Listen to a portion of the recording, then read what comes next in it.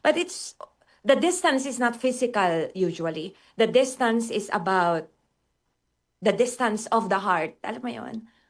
The anger in our heart, pwedeng the resentment or yung tampo, pwedeng it's unresolved emotions.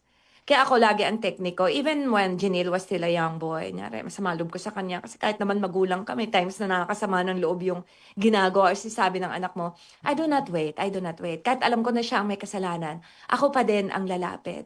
Anak, kumain ka na? You know? Anak, can we talk? Hindi pa ako ready, mama. Okay.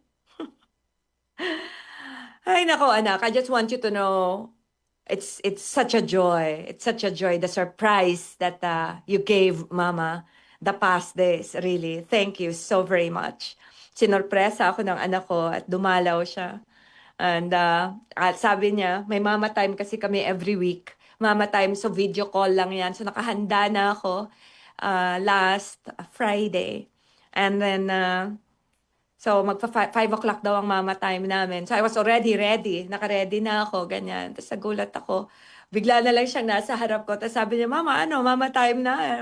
I was screaming. I didn't know. Well, I couldn't believe nasa harapan ko na pala siya. It was such a joy. So anyway, thank you, anak. And I really love every minute of spending time with you. Ayan. So, spring break. I love spring break already. Ayan, so thank you. And I love you to infinity and beyond. And I'll be missing you again in a few days.